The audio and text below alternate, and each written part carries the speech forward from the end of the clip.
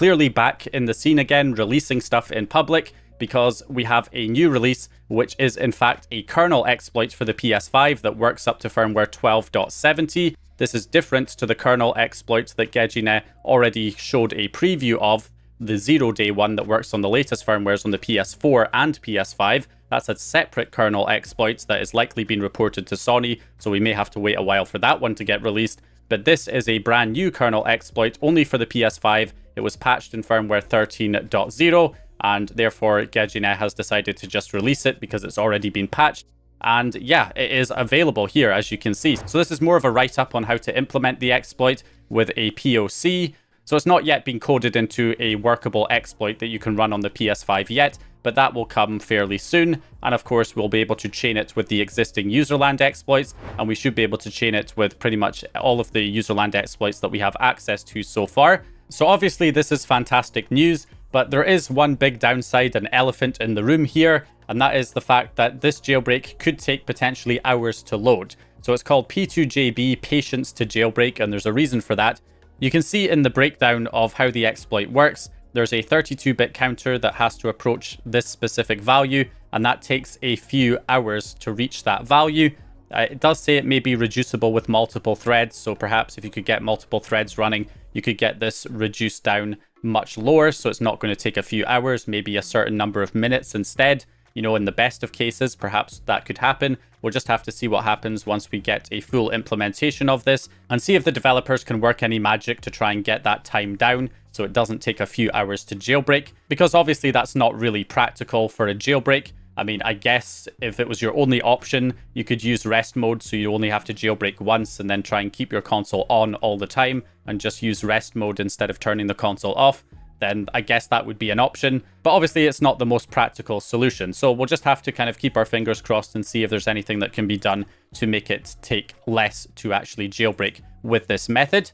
And then obviously if this 12.70 kernel exploit is able to be made into an exploit that can load in a more reasonable amount of time, then we could do things like obviously chain it with existing kernel exploits as well, like the YouTube Jailbreak, which works up to 12.40. So we could jailbreak up to 12.40 with the new kernel exploit, and also up to 12.70 using other userland exploits that work up to the latest firmwares, like the Japanese Lua games, Star Wars Racer Revenge, YARP, which is the Arcade Spirits, the New Challengers game, and any of the other ones, Don't Starve Together, Console Edition. They could all be chained with this kernel exploit to jailbreak up to 12.70. Just a truly incredible update. Obviously, we'll just have to wait for these things to get implemented so we can actually have a version of this that we can run on our consoles. So I'm just going to go through some of the other updates quickly over the past few days. So there was also this $10,000 bounty that was disclosed from Slidey Bat. This is actually the net control exploit, the Poops kernel exploit that we already know about. So this is an older kernel exploit, nothing new.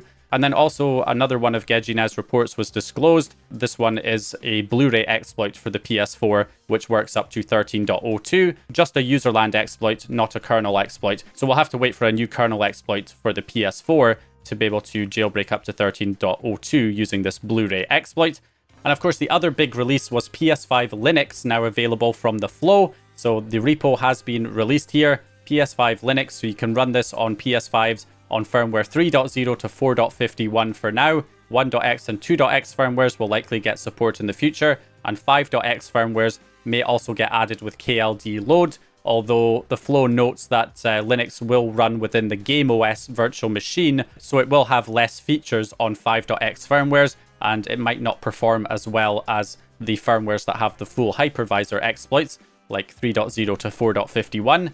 So really, if we want the best Linux experience for more PS5s, we really need a new hypervisor exploit that works on an even higher firmware so that more PS5s will be able to take advantage of Linux, because it really is an incredible experience to be able to effectively have a gaming PC and a PS5 in one. You have access to your PS5 library of games and your PS4 games on the PS5's operating system, and then you can boot into Linux and then run all of your favorite PC games. And it also fixes a lot of problems that we have with jailbroken consoles. Like, well, if I have a jailbroken console, I can't play online games because I have to keep it offline. Well, you can boot into Linux and play PC games online, and you don't even have to pay for a PSN subscription to play those PC games online. Not only that, but you can also play games that are available on PS5 but require higher firmwares to run. Games like Pragmata and Resident Evil Requiem that we can't run on jailbroken consoles because it requires a higher firmware for the PS5 version of the game to run, while you can just boot into Linux and then run the PC version of the game instead to still be able to enjoy those games. Not to mention all of the PC games that are not available on the PS5 that you can play. I was able to run RPCS3 to play PS3 games, and they are playable on the PS5, as well as Xbox 360 games with Xenia, although that one wasn't quite as stable, but I would obviously have to do more testing. I only ran one game, and I did eventually get Nintendo Switch emulation working on it as well to get Tears of the Kingdom running. So Nintendo Switch games, PS3 games, Xbox 360 games, Wii U games with Cemu, Wii games with Dolphin, and of course you've got the PS2 emulators as well. So you can run games from all of these different systems on your PS5 through Linux, and you can even convert it into like a Steam machine where you can just have it so that whenever you boot into Linux, it automatically opens Steam in big picture mode. So you can just use your controller. You don't even need a keyboard or mouse. You can just use your controller to then select any PC games that you want to run from there. And then you can use Steam big picture mode to restart back into the PS5's operating system whenever you want to. So you can easily switch back and forth without even needing a keyboard or mouse once you have the distro fully configured. So obviously I've done a full deep dive tutorial on this, and I'll leave a link to it down in the video description. It's a pretty long video. It also goes over testing out some different games on the system as well. So go ahead and check that out if you haven't already. And last but not least, we have a new payload manager from PLK. And this payload loader comes with a new version of the YouTube Jailbreak autoloader as well. So you can install this by simply downloading the latest YouTube Jailbreak update file, the zip file. You copy it over to the root of a USB drive. If you open it up and go into the PS5 autoloader folder, you can see it just loads the new payload loader. So all you got to do is simply plug that USB drive into your PS5, load up the YouTube Jailbreak, and it will automatically update to the new version. Once that's done, we can then restart the console, and when we go to load the YouTube Jailbreak again, so instead of just showing the debug text, it now has this nice UI with a progress bar showing the progress of the jailbreak. And once it's done, it then loads the payload loader. And with the payload loader here, you can then simply go to the payload manager and download certain payloads. There's a repo available, so if your PS5 is connected to the internet, you have a bunch of popular payloads there on the repo, and you can just select whichever ones you want to install. Once you have them installed, you can run them directly from the dashboard. You just go to the dashboard, select your payload, and it will start running. So that way you have a payload selector whenever you load the jailbreak.